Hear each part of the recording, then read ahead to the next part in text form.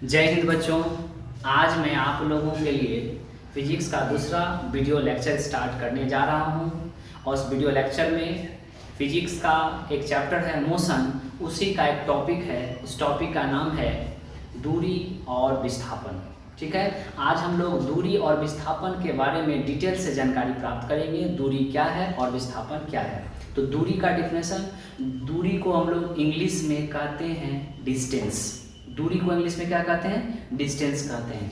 और दूरी का डिफिनेशन क्या आता है? किसी वस्तु द्वारा तय की गई वास्तविक लंबाई को दूरी कहते हैं। फिर से समझ जाइए, किसी वस्तु द्वारा तय की गई वास्तविक लंबाई को दूरी कहते हैं। ठीक है, अब है दूरी को हम लोग एक एग्जाम्पल के तौर पे जानेंगे। दूरी का एग्जाम्पल किस तरह से समझा जाता है, तो यहाँ पे हम एक एग्जाम्पल, फर्स्ट एग्जाम्पल लिए हैं। यहाँ देखिए, ए और बी के बीच की दूरी 5 किलोमीटर लिए हैं और फिर बी से सी के बीच की दूरी कितना है? 7 किलोमीटर लिए हैं। फिर सी और डी के बीच की दूरी कितना लिए हैं? 8 किलोमीटर लिए हैं। तो अब यहाँ आपसे पूछ लिया जाएगा ए और डी के बीच की दूरी ज्ञात करें, तो आपको क्या होगा? ए डी बराबर क्या हो जाएगा?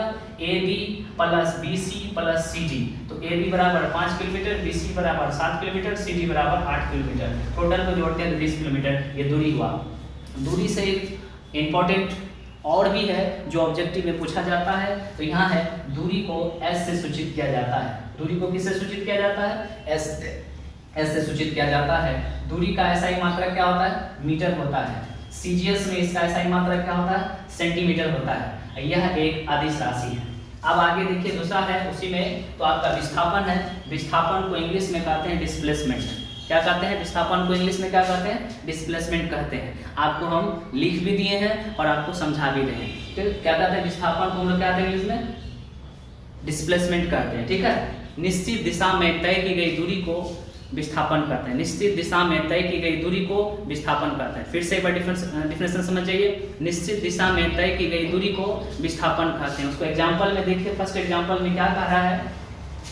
ए सी जो है, बी से जब कोई वस्तु चला तो इसमें यहाँ तक चला और उसके बाद फिर ए से सी के बीच में जाता है, तो इसका जो है डायरेक्शन जो है, क्योंकि डिस्प्लेसमेंट में डायरेक्शन की जरूरत पड़ता है। अब इसका जो A B plus B C, इसका विस्थापन क्या देगा? ए सी देगा। दूसरा फिगर में जो रेक्टेंगुलर नहीं, ये आपका आयताकार है। तो देखिए, यहाँ से जाया, इधर से डायरेक्शन गया, फिर इधर से डायरेक्शन गया, फिर इधर से डायरेक्शन गया, डायरेक्शन आपको शो कर दिए हैं, फिर इधर से गया। तो इसका अब A B plus B C plus C D plus D A, इसका डिस्प्लेसमेंट क्या हो गया? 0 हो गया।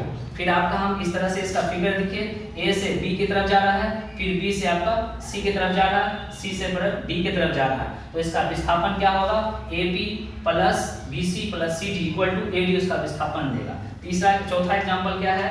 देखिए, आपका ए से बी की तरफ जा रहा है, फिर बी से आपका सी की तरफ जा रहा है, फिर ए से सी की तरफ जा रहा है और ए से सी की तरफ जा रहा है। तो बताइए इसका विस्थापन क्या होगा? यहाँ आपका बता रहा है A B plus B C equal to A C, इसका ये विस्थापन हुआ। हम 4 तरह से आपको बता दें विस्थापन के बारे में। और विस्थापन का एक इम्पोर्टेंट है जो ऑब्जेक्टिव में आता है। विस्थापन को एस से और डी से दोनों से सूचित किया जाता है और यह एक सदिश राशि है। विस्थापन शून्य भी हो सकता है, धनात्मक भी हो सकता है, ऋणात्मक भी हो सकता है। और विस्थापन का SI मात्रक मीटर होता है और विस्थापन को CGS में सेंटीमीटर से मापा जाता है।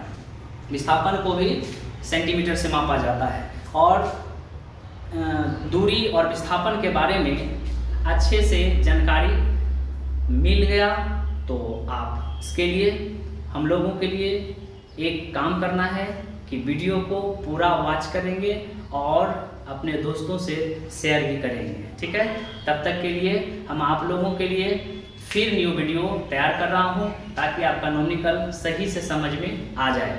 ठीक है, दूरी और विस्थापन के बारे में आज डिटेल जानकारी आप लोगों को दे दिए हैं। इसके लिए जय हिंद। तब तक के लिए जय हिंद।